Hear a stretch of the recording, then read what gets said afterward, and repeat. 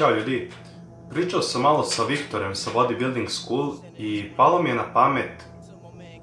Htio sam malo da pričam šta je zapravo snaga i htio sam da pričam malo o specifikaciji u treningu. Dakle, zakon specifikacije govori da postajete dobri u tome što radite. Dakle, vi možete raditi odličan progresivni trening za plivanje.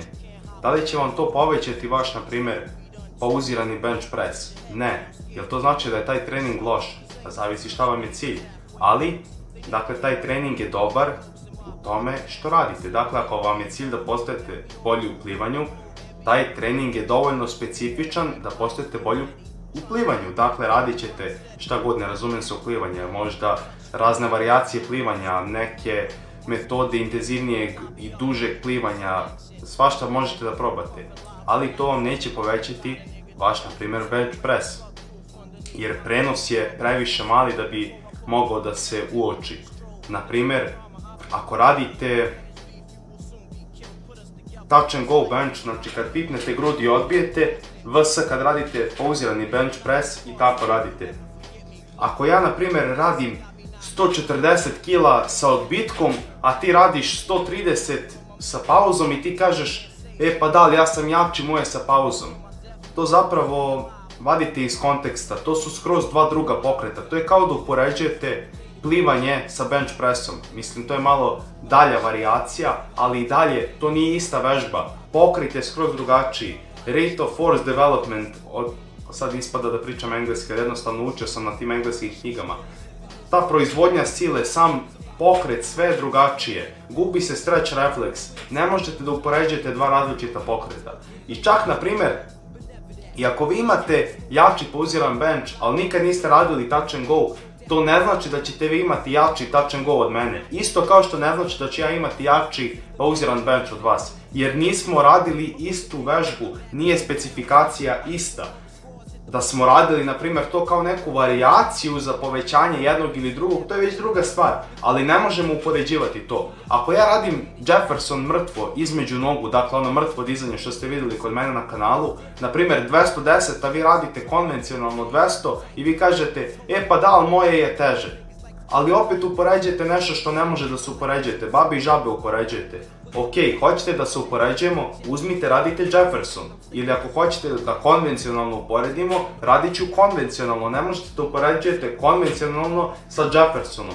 Jefferson je u većini slučajeva lakši, ali to ne znači da ćete vi podići Jefferson više od vašeg konvencionalnog. Zašto? Zato što niste vežbali za Jefferson. I na primjer, meni je Jefferson veći od konvencionalnog, ali vi, pošto nikad niste radili Jefferson, a na primjer zamislite da vam je mrtvo 200 kg, možda će Jefferson prvi put da vam bude 160 ili 170, jednostavno ne znate ni kako da radite pokret. Dok se nervne adaptacije dese, dok telo umemoriše u vašoj glavi taj pokret, kako da stanete, sve to postaje automatski vremenom. Zato je bitno da u početku početnici rade sa striktnom formom, da telo ne bi upamtilo pogrešan pokret. I mnogo je teže ispraviti pogrešno upamćen pokret, nego upamtiti u početku pravilno pokret.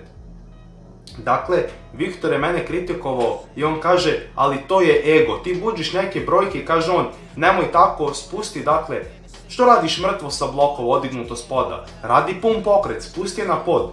Ali to je opet dogmatično. Zašto? Zato što čak vi kad spustite, dakle, tegove na pod, to i dalje nije pun pokret. Zašto? Ko je odredio da je ploča, dakle, tog poluprečnika?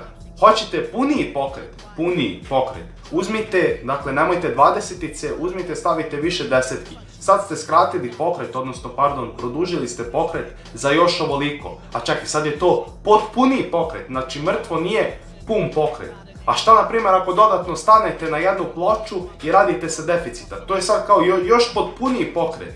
Zašto onda ja ne mogu da radim mrtvo, odignuto sa poda i da skratim pokret? Zato što, na primjer, imam benefite po pitanju leđa su spravnija. Dakle, manja šansa za povredom jer je moment sile manji.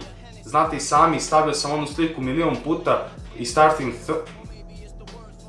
Starting Strength knjige, onu sliku kad lik drži šipku, tu je prikazan moment sile i teže vam je da vaša kičma drži neku kilažu pod ovim uglom nego kad je uspravna.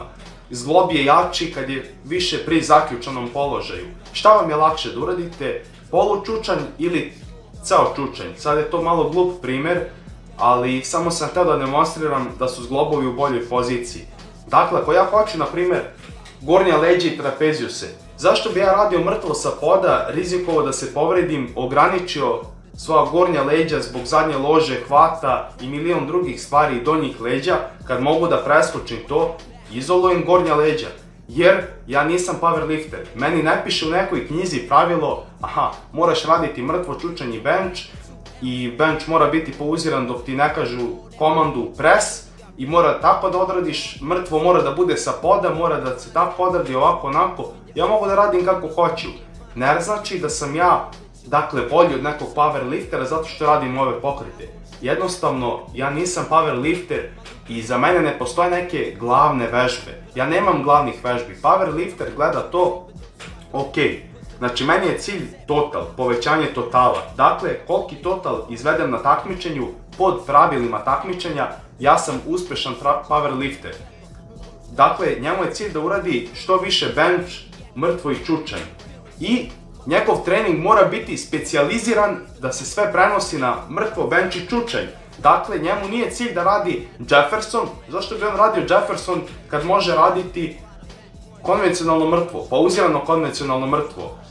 Ili, na primjer, mrtvo sa deficita, pa onda tek rumunsko mrtvo, stiff leg deadlift. Ima mnogo drugih varijacija koje su bliže konvencionalnom nego ovo što ja radim. Što ne znači da sam ni ja, ni on bolji. Mi vežbamo drugi pokret. I ne znači da ja buđim ego kad ja podignem neku kilažu. Jednostavno, za mene je svaki pokret sport sam za sebe. Ja kad radim Jefferson, ja ću ga buđiti, na primjer, 1-2 nedelje. Kad mi dosadi Jefferson i kad biološki zakon adaptacije dođe, izrotirat ću pokret i sad kad krenem konvencionalno da buđem, to je skroz druga igra sama za sebe. Možda ga Jefferson poveća nešto malo jer su slični opet do neke mere, ali za konvencionalno, ako ja hoću konvencionalno da povećam, ja neću raditi Jefferson.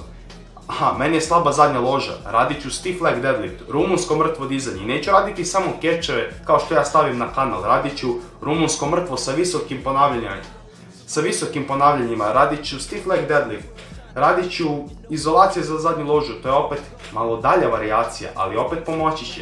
Powerlifteri idu do te tačke da za njih čak i mrtvo sa kaišem i bez kaiša, dakle ista varijacija, nije ista varijacija. Oni računaju mrtvo sa kaišem kao drugi pokret u odnosu na mrtvo bez kaiša. Znači sa kaišem i bez kaiša za njih nije isti pokret. Razumete koliko je ta specifikacija ključ? On kad ode na takmičenje, on radi sa kaišem. Dakle, maksimalna specifikacija za njega bi bila da radi sa kaišem na treningu. Nadam se da ste razumeli poentu. Znači, ako neko kaže, pa ja sam jači, ja radim keca 200 kg mrtvo, a ti kažeš, ne, ja sam jači, ja radim sa 100 kg 20 puta. Niko od vas nije jači, obojica ste jaki, samo ste jaki u različitim stvarima. Dakle, ako hoćete da se uporedite, ili ćeš ti raditi keca, ili će on raditi 20. Znači, postaješ bolji ako radiš 20-ice u 20-icama, ako radiš kečeve u kečevima, jer to je skill sam za sebe. I, dakle, trojke se bolje prenose na kečeve, isto kao što se 15-ice bolje prenose na 20-ice, razumeli ste poentu? Ako igrate košarku, da li ćete igrati fudbal da postajete bolji u košarci? Eto, to je bio ovaj govor, pričao sam brzo da bi sve stalo ovih 9 minuta i sve vreme sam pričao brzo. Lupite subscribe, memorija mi ističe i vidimo se u narednom videu. Nadam se da sam vas naučio nešto o specifikaciji. Pozdrav ljudi!